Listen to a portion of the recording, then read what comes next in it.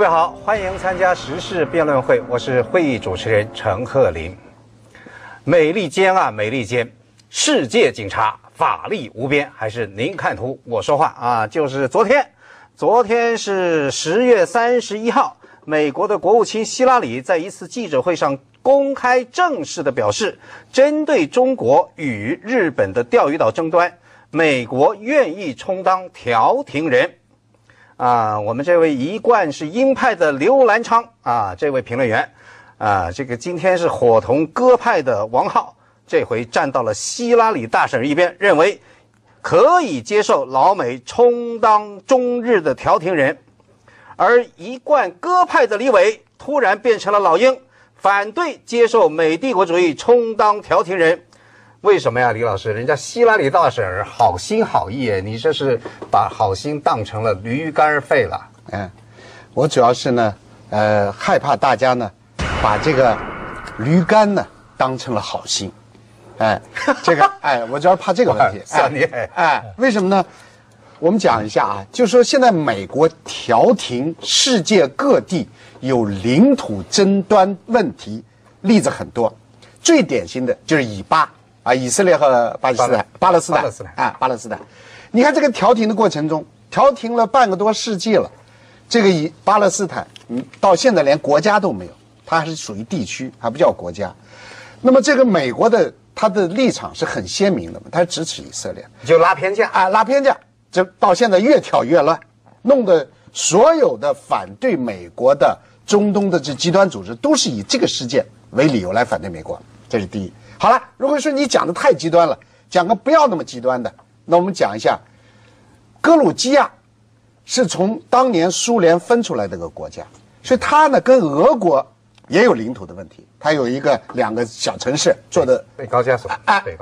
说这两城市都住的说俄语的俄罗斯人。好了，现在俄国呢就想施加影响，这本来是格鲁吉亚里面的两个城市啊。这俄罗斯说都是我们俄国人就要把这两个城市从格鲁吉亚里面独立出来。好了，美国来调停，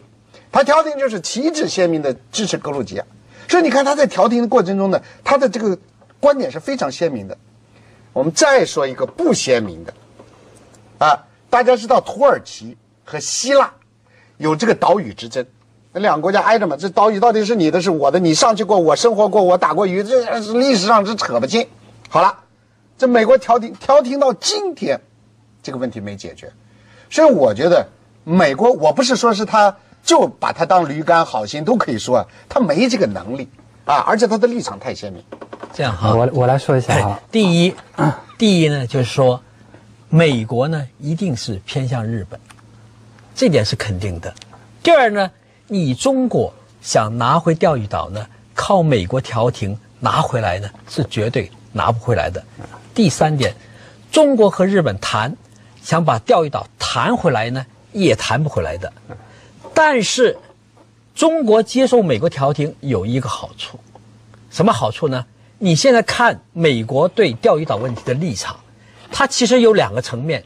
第一个层面，钓鱼岛是纳入美日安保条约，就是说如果中国你对日本动手要把钓鱼岛拿回来了，美军可能要干预，还是可能要干预，这是其一，这是美国的第一个立场。美国的第二个立场就是说，美国对钓鱼岛的主权谁属没有意见。你们中日两国你们没有意见，他没有说。但是日本人呢，现在就很希望美国，你说钓鱼岛是我们的，是日本的，因为你当年把钓鱼岛的行政权给了他，实际上也把主权给了他。日本就希望美国说这话，但是美国很狡猾，他就不说这个话。那么现在中国你让他调停呢，就让美国坚持这个立场就可以了。因为现在中国你现在也不想用武力来打回来，现在就是要保持一个现状，维持现状，不能让日本人就说钓鱼岛是他的了。你现在就达到这个目的就可以了。OK， 您说，我觉得哈，就是刚才李伟说是那个美国拉偏架哈，我觉得我对这个不太赞成，因为就说那个巴勒斯坦的问题吧，如果没有那个美国在拉架的话，可能巴勒斯坦就连立足地都会没有。我觉得呢，美国的立场呢还是比较中立的。再一个呢，就说是那个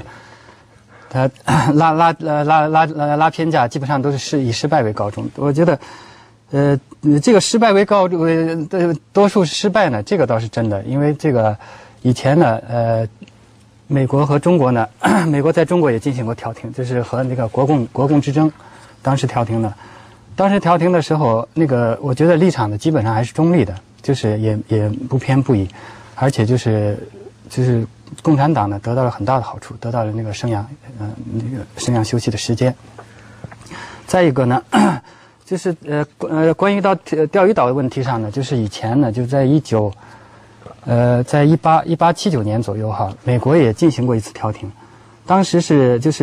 为了争夺这个琉球主权的问题上，因为当时呢就是日本要把琉球这个并到这个日本的这个领土里面，然后呢这个琉球呢当时的这个主权国家呢当时名义上是中国，所以呢就是清朝反对，然后两个国家进行和谈。谈判的结果呢，当时呢，美国进来调停，美国调停的那个的意见呢，就是把这个仙岛群岛划归中国，然后把这个琉球呢其他部分划归这个中国。当时划给日本，划给日本。当时呢，仙岛群岛呢，范围呢，大概我有个地图哈，我昨天印了一下。就是在这个包括这个钓鱼岛和这个八重山群岛啊，还有这些现在已经宫古列岛这些地方，已经都属于中国，已经属于日本的地方呢，都是属于中国。当时美国调停案是这样，但是当时的李鸿章反对这个议案，不接受，所以呢当时就没签字。没签字呢，这个问题就一直搁置下来，当时也是算属于搁置争议。然后呢，后来发生这个甲午战争，然后中国战败以后，就再没有办法提起这件事情。所以呢，王浩的意思是，美国呢也不一定完全是拉偏架的。我刚才讲嘛，就是说美国呢，首先这回大家看见他的立场是很鲜明的嘛，就是首先你要是解放军去钓鱼岛，那我美军就出来了，这个是我这美日安保条约里面有规定的。但是呢，这挺有意思。但钓鱼岛的归属呢，我不表态。你们两家说你们斗去。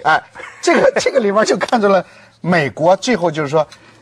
我要调停的向哪一边倾斜的话呢，我觉得是没有结果的。他向中国倾斜，钓鱼岛归中国，那肯定日本不干；那调给日本，说中国也不干。所以我觉得这个他调停都没有一个出路的。这个是不？你说调停是什么？起码有像蓝昌兄讲的，维持住现状。对了，因为现在呢，日本呢很想往前进，想得寸进尺。这个美国佬的调停可以起到作用。别进了，就是维持现状，这不是很好吗？现在就是中国的外交呢，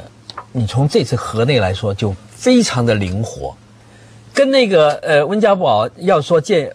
制人，说见又不见。最后又见哈，对，主动权完全转到手里，就是要弄那个前缘城市，就是你现在的东西啊，你不要老是怕别人，很多东西很多这个舞台呢，中国都可以进去玩，就是中日美三方的会谈，就谈一谈嘛，谈又何妨呢？反正现在不打仗，就先谈嘛。那么还有一个观点就是为什么呢？就是说台湾问题本来也没让美国介入，对，后来也就介入了。介入了也限制了台独，现在问题就是这样。好，我读几个观众在微博上的留言啊，这是微言波之，他是这么说的：领土主权问题用不着第三者插足，美国调解钓鱼岛是想从中捞取利益，有偿服务的啊。这个是凯文宋说，做调停人赚死了，两边通吃。山岳牧羊人说，国际事务应该国际化，台湾问题是内部事务，我们都接受美国调解了，钓鱼岛问题那就更不用说了。风起云911，山姆大叔不安好心北农说，钓鱼岛问题必须剔除美国因素，做到对日本的定点清除一席之地，美方的介入已经是不可改变的事实。中国之声山丹说，美国人在钓鱼岛问题上不是中立的立场，不仅在背后搅浑水，而且明显在拉偏架啊！这和李伟观点一样啊。美国人在涉华问题上从来就不怀好意，中国绝不可以接受美国人居中调停。潘多拉王子9，美国就是一个无利不起早的家伙，这一举动对中国太不公平。贺明说，美国当中日钓鱼岛争端的调停人，这就是跟狼狈联手跟山羊讨论要吃哪个羊羔是一样的。九阳神功说，引美入世调停，问题将更加复杂而不可解决。美国是始作俑者和搅局渔利者，钓鱼岛最终还是要靠实力解决。谈判没结果时，看准时机，使用武力是选择之一啊。张宏元说，中国的领土问题，美国有哪门子资格当调停人？生生说不能接受，我从小就纳闷，世界上那么多跟美国一丁点关系都没有的事儿，他非得掺和一下，他以为他爸是李刚啊。好，我们休会1分钟，广告之后接着开会。